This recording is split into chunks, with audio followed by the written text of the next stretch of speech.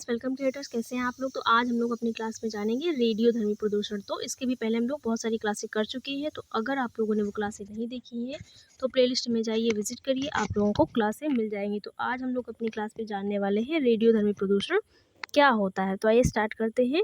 जो radio active पदार्थ होते हैं उनकी क्रियाशीलता के द्वारा जो प्रदूषण उत्पन्न होता है वो रेडियोधर्मी प्रदूषण कहलाता है।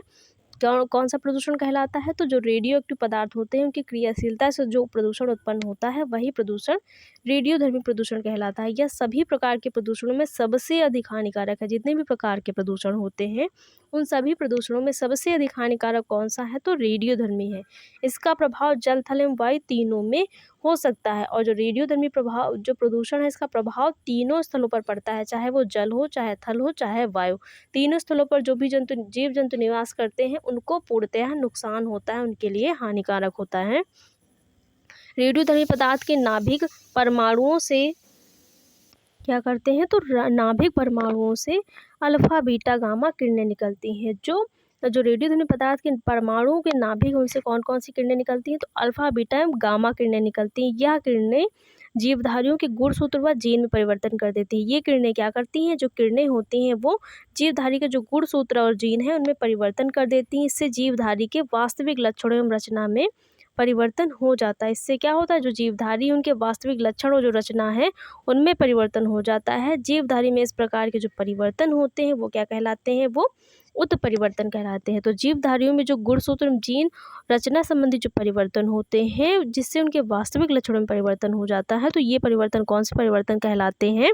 ये परिवर्तन उत्परिवर्तन कहलाते हैं। अब समझते हैं रेडियोधर्मी प्रदूषण का प्रभाव। रेडियोधर्मी प्रदूषण का प्रभाव किस प्रकार से पड़ता है और किन किन पर पड़ता है, मतलब किस पर पड़ता है उसको समझते हैं। तो जंतुओं और वनस्पतियों पर पड़ता है। कहाँ पर पड़ता है? जंतुओं और वनस्पतियों का विनाश होता है किससे? रेडियोधर्मी प्रदूषण से। तो क्या होता है इसमें? रेडियोधर्मी तत्वों के असीमित तापक्रम से जो रेडियोधर्मी पदार्थ होते हैं उनका जो तापक्रम होता है वो बहुत ज़्यादा होता है, जिससे जो जीव जंतु वनस्पतियाँ हैं उनका विनाश हो जाता है। हिरोशिमा और नागासाकी इसके ज्वलंत उदाहरण हैं। कौन से हैं? जो हिरोशिमा और नागासाकी हैं वो रेडियोधर्मी प्रदूषण के ज्वलंत उदाहरण हैं। अगला है जो विकलांगता है। तो विकलांगता किस प्रकार से होगी? रेडियोधर्मी पदार्थ से निकलने वाली जो किरणें होती हैं उनसे विकलांगता उत्पन्न होती है। तो जो रेडियोधर्मी पदार्थ है उनके प्रदूषण से जब जो किरणें निकलती हैं अल्फा बीटा और जो गामा किरणें निकलती हैं वो किरणें क्या करती हैं? विकलांगता उत्पन्न करने का कार्य करती हैं। रेडियोधर्मी प्रदूषण से गर्भस्थ शिशुओं की मृत्यु हो जाती है। जो गर्भस्थ शिशु हैं उनकी मृत्यु हो जाती है। मनुष्यों में कैंसर वाले अनुवांशिक रोग उत्पन्न हो जाते हैं। तो जो मनुष्य हैं उनमें आनुवांशिक रोग से जो कैंसर होता है वो रोग उत्पन्न हो जाता है।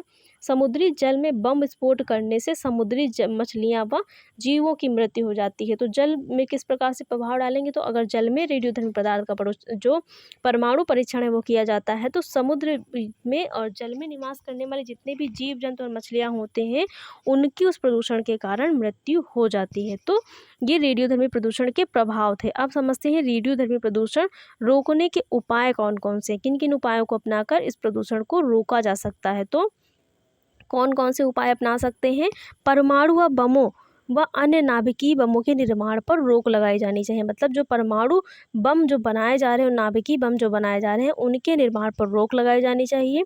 जल थल में नाभिकीय विस्फोटों पर अंतर्राष्ट्रीय कानून बनाकर रोक लगाई जानी चाहिए। जो जल थल में नाभिकीय विस्फोट किए जा रहे हैं उन पर अंतर्राष्ट्रीय कानून बनाए जाने चाहिए और उन पर इन कानून के तहत रोक लगाई जानी चाहिए। संसार में परमाणु ऊर्जा की होड़ को समाप्त कर दिया जाए। जो संसार में परमाणुओं की ऊर्जा, मतलब जो परमाणु परीक्षण की जो होड़ लगी हुई है, हर देश अपने जो देश की सुरक्षा के लिए एक परमाणु हमेशा के लिए, मतलब अपने देश की सुरक्षा के लिए परमाणुओं का आविष्कार कर रहा है, उनका परीक्षण कर रहा है। तो जो देश हैं उनमें जो परमाणु की जो होड़ लगी हुई उसको समाप्त कर दिया जाए, तभी क्या होगा? तभी जो रेडियोधर्मी प्रदूषण है उसका निवारण हो सकता है। तो ये थे रेडियोधर्मी प्रदूषण के निवारण के उपाय। अब समझते हैं रासायनिक प्रदूषण क्या होता है। रासायनिक प्रदूषण किसे कहते हैं? तो आजकल पहले से तैयार भोज्य पदार्थ का उपयोग बढ़ गया है। आजकल क्या हो गया है कि जो पैक्ड फूड आते हैं उनका जो इस्तेमाल है लोग ज़्यादा करने लगे हैं, जैसे डिब्बे वाले अचार, जैम, जेली, नाना प्रकार के साबुन, शैम्पू, लिपस्टिक आदि। तो ये क्या होते हैं? ये तैयार भोज्य पदार्थ हैं, इनका केवल यूज़ करना होता है, इनमें किसी प्रकार की प्रक्रिया की ज़रूरत नहीं होती है। इनमें रासायनिक पदार्थ मिले होते हैं और इन सबको बनाने में क्या किया जाता है, बहुत सारे केमिकल्स का यूज किया जाता है। खेतों में विभिन्न खादों का प्रयोग जिनमें रासायनिक पदार्थ होते हैं वह अनाज, फल और सब्जियों के लिए हानिकारक होते हैं। तो खेतों में क्या होता है, अनाज, फल, सब्जियों को उगाने के लिए विभिन्न प्रकार के रासायनिक खादों का प्रयोग किया जाता है जिनमें विषैले रासायनिक हानिकारक पदार्थ होते हैं और वो अनाज, फल और सब्जियों के लिए हानिकारक होते हैं और वो क्या करते हैं, वही अनाज, फल और सब्जियों में धीरे धीरे प्रवेश कर जाते हैं और उन फल व सब्जियों का सेवन जब मनुष्य करता है तो वो उसके स्वास्थ्य को क्या होती है, मनुष्य के स्वास्थ्य को हानि होती है और उनमें क्या होता है, रोग उत्पन्न होता है। अब समझते हैं मानव जीवन पर प्रभाव। जो रासायनिक प्रदूषण है उसका मानव जीवन पर क्या प्रभाव पड़ रहा है। तो इससे त्वचा संबंधी रोग हो जाते हैं। जो रासायनिक प्रदूषण होता है उससे क्या होता है, त्वचा संबंधी रोग हो जाते हैं। साथ ही रासायनिक पदार्थ भोजन करने से पाचन तंत्र पर प्रभाव पड़ता है। जो रासायनिक पदार्थों से युक्त भोजन होता है उसको करने से हमारा जो पाचन तंत्र है वो प्रभावित होता है, क्योंकि उसमें क्या होता है, रासायनिक विषैले युक्त पदार्थ चले जाते हैं। तो उन रासायनिक विषैले युक्त पदार्थों का सेवन करने से जो पाचन तंत्र होता है वो हमारा प्रभावित होता है। अब समझते हैं इसके उपाय क्या है। तो रासायनिक प्रदूषण से किस प्रकार से बचा जा सकता है। तो रासायनिक पदार्थ है तो भोज्य पदार्थ का कम से कम सेवन अनाज, फलों तथा सब्जियों में करना चाहिए और खाने से पहले उनको धोना चाहिए। जो रासायनिक पदार्थ हैं उनका भोज्य पदार्थों में कम से कम प्रयोग करना चाहिए। साथ ही जो अनाज, फल, सब्जियां जो भी चीज़ें खाने योग्य हैं उनको खाने से पहले अच्छी प्रकार से धुल लेना चाहिए। तो रासायनिक पदार्थों का जो प्रभाव है उसको कुछ हद तक कम किया जा सकता है। आप समझते हैं सरकार द्वारा प्रदूषण की रोकथाम के लिए उपाय कौन कौन से चलाए गए। सरकार के द्वारा कौन से प्रदूषण की रोकथाम के उपाय चलाए गए हैं। तो वो उपाय कौन कौन से हैं जो सरकार ने प्रदूषण को रोकने के लिए नियम व कानून बनाए हैं, वो कौन कौन से हैं। तो आइए जानते हैं। प्रति वर्ष क्या होता है, 5 जून को पर्यावरण दिवस मनाया जाता है। तो पर्यावरण दिवस कब मनाया जाता है, 5 जून को मनाया जाता है। इसके अंतर्गत जनता को पर्यावरण संरक्षण का ज्ञान दिया जाता है और इस दिवस को क्या होता है, इस दिन जनता को पर्यावरण संरक्षण का ज्ञान दिया जाता है। 20 सूत्री कार्यक्रम के अंतर्गत विभिन्न प्रकार के प्रदूषण को रोकने के उपाय। 20 सूत्री जो कार्यक्रम इसके अंतर्गत किया जाता है उसमें विभिन्न प्रकार के प्रदूषणों को रोकने के उपाय बताए जाते हैं। नदियों के जल का शुद्धिकरण जैसे गंगा सफाई योजना और प्रदूषण जो जल प्रदूषण है उसको कम करने के लिए जो जल शुद्धिकरण के उपाय बताए जाते हैं। साथ ही जैसे गंगा सफाई योजना, ये सब के चीज़ें क्या हैं जो प्रदूषण है उसको कम करने के लिए सरकार के द्वारा की गई हैं। जंगलों में हरे भरे पेड़ पौधों की कटाई पर पाबंद लगाया गया है ताकि जो पेड़ों की संख्या है वो निरंतर कम ना हो और जो वायु प्रदूषण है वो धीरे धीरे कम हो जाए। कल कारखानों के कचरे का सरकारी नियमों के अनुसार निस्तारण, मतलब जो कल कारखाने का कचरा है उसको सरकारी नियम व कानून के अनुसार ही उसको निस्तारित करना होगा, अन्यथा आप पर क्या हो जाएगा, आप पर कार्रवाई होगी कानूनी तौर से। कुछ व्यक्ति क्या होते हैं जो फैक्ट्री औद्योगिक संस्थान के कचरे होते हैं वो डायरेक्ट जाकर जल स्रोतों में गिरा देते हैं, जिससे क्या होता है, जल प्रदूषण होता है। अधिक से अधिक पेड़ पौधे लगाना तथा चिपको आंदोलन आदि। दो अधिक से अधिक पेड़ पौधे लगाना और चिपको आंदोलन क्या था कि जो पेड़ों की कटान बहुत ज़्यादा हो रही थी, तो जो चिपको आंदोलन किसके द्वारा चलाया गया, सुंदरलाल बहुगुणा के द्वारा चलाया गया था। तो वो उन्होंने क्या किया, उन्होंने पेड़, मतलब वो पेड़ से चिपक गई थी और उन्होंने कहा कि पेड़ को नहीं काटने देंगे। तो जब से वो, मतलब उस पेड़ों को बचाने के लिए वो पेड़ से चिपक गई, तो उनका जो, उनके द्वारा जो आंदोलन था उसको क्या कह दिया गया, चिपको आंदोलन कह दिया गया, क्योंकि पेड़ों को बचाने के लिए वो लोग पेड़ों को पकड़ करके चिपक के खड़े हो गए थे, जिस आंदोलन को चिपको आंदोलन कहा गया। किसके द्वारा चलाया गया था, सुंदरलाल बहुगुणा के द्वारा चलाया गया था। भारत सरकार ने प्रदूषण नियंत्रण करने के लिए बहुत सारे उपाय किए हैं। तो वो क्या है, वो हैं जैसे भारतीय संविधान की धारा 48A के अंतर्गत भी अनेक उपाय हैं और भारत सरकार ने प्रदूषण नियंत्रण के लिए बहुत सारे उपाय किए। उन्होंने भारतीय संविधान में धारा 48A बनाई है, जिसमें भारत सरकार ने प्रदूषण नियंत्रण के लिए निम्न संस्थाओं, परिषद, अनुसंधान जो केंद्र हैं उनकी समिति की स्थापना की है। तो जो संविधान की जो 48A धारा है उसमें प्रदूषण को रोकने के लिए, उस पर नियंत्रण करने के लिए विभिन्न केंद्रों व अनुसंधान संस्थानों की स्थापना की गई है। तो वो अनुसंधान संस्थान कौन से हैं, पहला है भारतीय मानक संस्थान। पहला कौन सा है, भारतीय मानक संस्थान। तो ये क्या कहता है, इस स्थान को संक्षेप में स्वतंत्रता के तुरंत बाद 1948 में स्थापित किया गया था। तो जो भारतीय मानक संस्थान है इसको संक्षेप में क्या कहते हैं, इसको ISI भी कहते हैं। क्या कहते हैं, ISI भी कहते हैं। और इसकी स्थापना कब हुई थी, स्वतंत्रता के तुरंत बाद 1948 में हुई थी। इस संस्थान की स्थापना का मुख्य लक्ष्य विभिन्न उद्योगों में बनने वाले पदार्थ का प्रमाणीकरण करना है। ये संस्थान क्या करता है, विभिन्न उद्योगों में जो बनने वाले भोज्य पदार्थ या ऐसे पदार्थ हैं उनको प्रमाणित करने का कार्य करता है।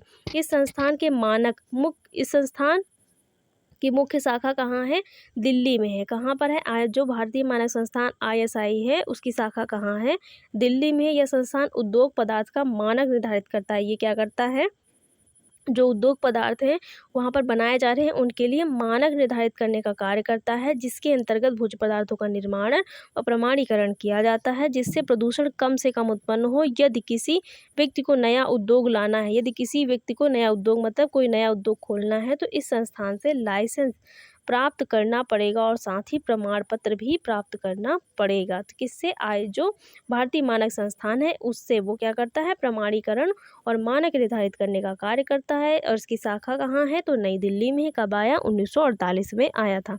अगला है भारतीय वन्य जीव परिषद। तो भारतीय वन्य जीव परिषद में क्या होता है, इस परिषद की स्थापना का मुख्य लक्ष्य क्या है, इस परिषद की स्थापना का मुख्य लक्ष्य निवास करने वाले जीव जंतुओं के जीवन की रक्षा करना है। मतलब ऐसे जीव जंतुओं की रक्षा करना है जो निवास करते हैं, कहाँ पर, जो जंगलों में निवास करते हैं, उनकी रक्षा करना है। इस परिषद के संदर्भ में निम्न कार्य करती है। ये जो परिषद है वो निम्न कार्य करती है। पहला है वन्य जीवों के शिकार पर प्रतिबंध लगाना। तो भारतीय वन्य जीवन जो परिषद है वो क्या करती है, जंगलों में जो रहने वाले जीव हैं उन पर शिकार पर जो प्रतिबंध है वो लगाने का कार्य करती है।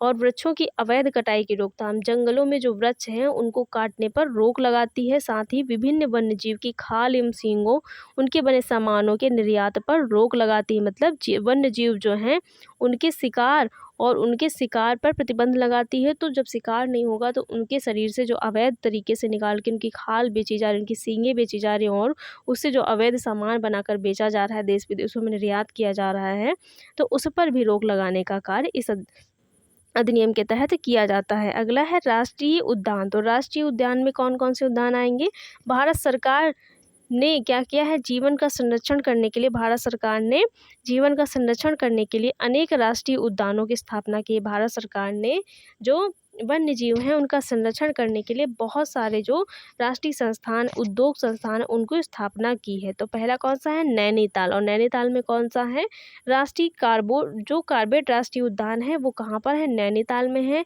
और लखनऊ में कौन सा है, तो लखनऊ में घड़ियाल विकास स्थल है। कौन सा है, घड़ियाल विकास स्थल है। तो ये राष्ट्रीय उद्यान है। गुजरात में कौन सा है, तो गिर शरण स्थल है। गुजरात में कौन सा राष्ट्रीय उद्यान है, तो गिर शरण स्थल है। और असम में कौन सा है, तो असम में काजीरंगा गेंडा शरण स्थल है। तो ये मुख्य राष्ट्रीय उद्यान है जो आपके एग्जाम में पूछे जा सकते हैं। जैसे कि पूछा जा सकता है कार्बेट जो राष्ट्रीय उद्यान है वो कहाँ पर है, तो नैनीताल में है। घड़ियाल विकास स्थल कहाँ है, तो लखनऊ में है। और जो गिर शरण स्थल है कहाँ, गुजरात में है। काजीरंगा गेंडा शरण स्थल कहाँ पर है, तो असम में है। अगला है संस्थान में अनुसंधान केंद्र। तो अनुसंधान केंद्र कौन कौन से खोले गए हैं इसके तहत, सरकार ने अनेक अनुसंधान केंद्र की स्थापना की है जो निम्न है। पहला कौन सा है, राष्ट्रीय पर्यावरण औद्योगिक अनुसंधान संस्थान, ये कहाँ पर है, तो नागपुर में है। औद्योगिक विश्व अनुसंधान केंद्र लखनऊ, ये कहाँ पर है, तो लखनऊ में है। वैज्ञानिक एवं औद्योगिक अनुसंधान परिषद, ये कहाँ पर है, तो नई दिल्ली में है। और जो केंद्रीय औषधि संस्थान है ये कहाँ पर है, तो ये भी लखनऊ में है। राष्ट्रीय वनस्पति अनुसंधान संस्थान, ये भी आपका लखनऊ में है। तो ये कुछ जो अनुसंधान केंद्र हैं उनके नाम दिए गए हैं इसके अंतर्गत। अगला है पर्यावरण संरक्षण एवं नियंत्रण समिति। तो इसके अंतर्गत क्या क्या किया गया है, इसकी स्थापना कब की गई, तो इस समिति की स्थापना 1972 में हुई थी। इसका मुख्य कार्य पर्यावरण की सुरक्षा एवं नियंत्रण करना है। इसके अंतर्गत अनेक उपसमितियां भी हैं जो पर्यावरण संबंधी अनेक समस्याओं का समाधान करती हैं। तो ये किसके तहत किया गया है, ये पर्यावरण सुरक्षा जो समिति है उसके अंतर्गत किया गया है। इसकी स्थापना कब हुई थी, तो 1972 में हुई थी। समिति के अंतर्गत क्या किया जाता है, तो पर्यावरण की सुरक्षा और नियंत्रण के लिए अनेक उपसमितियां इस समिति के अंतर्गत निर्माण की जाती हैं जो पर्यावरण संबंधी जो समस्याएं हैं उनका निराकरण करने का कार्य करती हैं। तो आज हम लोगों ने इतना कर लिया है और इसके आगे का जो कंटेंट है हम लोग अगली वाली क्लास में कंटिन्यू करेंगे। तो गाइस आप लोगों को क्लास कैसी लगी? अगर क्लास अच्छी लगी हो तो वीडियो को लाइक शेयर और चैनल को सब्सक्राइब करिए। साथ ही वीडियो के नीचे कमेंट करना मत भूलिएगा कि आपको जो है कंटेंट कैसा लग रहा है। Thanks for watching guys.